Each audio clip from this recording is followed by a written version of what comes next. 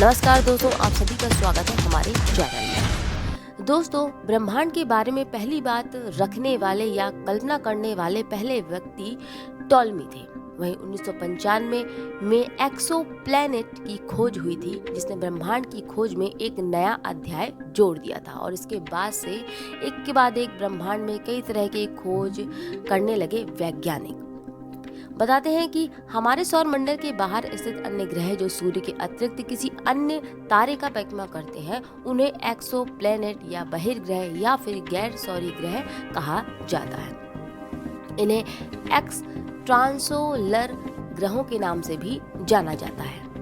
इन ग्रहों को टेलीस्कोप के द्वारा सीधा नहीं देखा जा सकता, क्योंकि इनकी चमक बहुत कम होती है। वैज्ञानिक लगातार ब्रह्मांड में जीवन की संभावनाओं की तलाश कर रहे हैं और इसी दिशा में सौरमंडल के ग्रह तथा एक्सोप्लैनेट दोनों में जीवन की खोज लगातार चालू भी है। दोस्तों, जिस तरह से बढ़ती ऊर्जा की वजह से पृथ्वी के संसाधन जल्द ही समाप्त हो जाएंगे, इस स्थिति में ब्रह्मांड तथा अंतरिक्ष में ऊर्जा की खोज होना बेहद ही जरूरी है, ताकि समय रहते आवश्यकताओं को पूरा किया जा सके। मानव द्वारा पृथ्वी के अतिदोहन से पृथ्वी पर संसाधन दबाव हमेशा से ही रहा है, जिस कारण से पारिस्थितिक संकट जैसी समस्याएं जन्म ले चुकी है। आपको बता दें कि ब्रह्मांड में अब तक 4000 से अधिक एक्सोप्लैनेट्स की खोज हो चुकी है। पृथ्वी की सर्वाधिक निकट स्थिति एक्सोप्लैनेट का नाम प्रॉक्सिमा सेंचुरी बी है, जो पृथ्वी से 4.242 प्रकाश वर्ष दूर है। दोस्तों, हाल ही में वैज्ञानिकों ने एक नया एक्सोप्लैनेट खोज निकाला है, जिसका नाम HD 1140A2b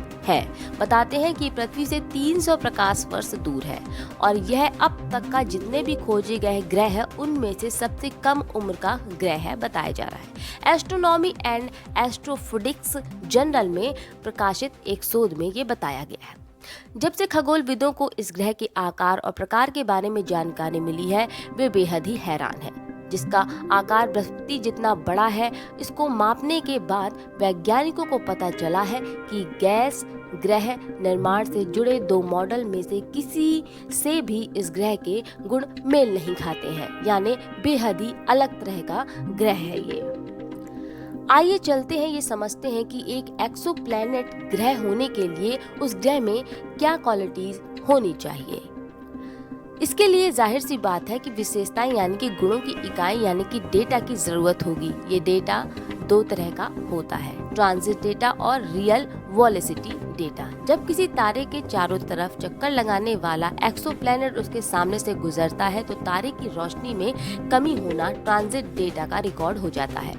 अगर हम तारे की चमक जानते हैं, तो उसी धीमी बढ़ती रोशनी से एक्सोप्लैनेट के साइज का भी पता चल सकता है। वहीं यही रूल होता है ग्रेविटी को लेकर। जब एक्सोप्लैनेट के गुरुत्वाकर्षण के मुकाबले में एक तारा जितना कम या ज्यादा होता है, उसका रिकॉर्ड रेडियल वेलोसिटी डेटा कहलाता है और इसी तरह से द्रव्यमान भी निकाला जाता है।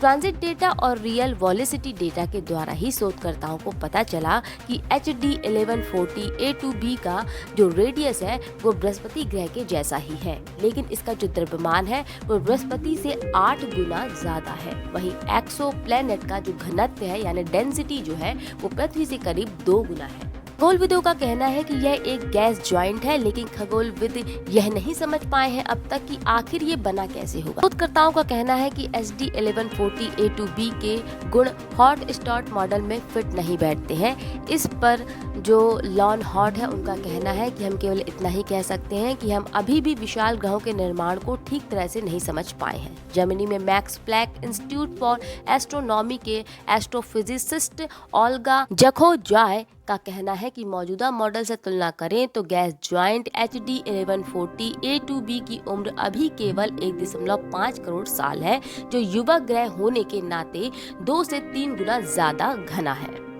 तो दोस्तों, ये थी इस रिसर्च को लेकर बात कि एक नया एक्सप्लोनेट यानी बहिर्ग्रह खोजा गया है, जिसका नाम HD 1140A2b है और जो पृथ्वी से 300 प्रकाश वर्ष दूर है। फिलहाल इस रिसर्च में इतना ही और खबर के लिए जुड़े रहिए हमारे चैनल से। इजाजत दें, फिर मिलेंगे नई शोध के साथ। नमस्कार।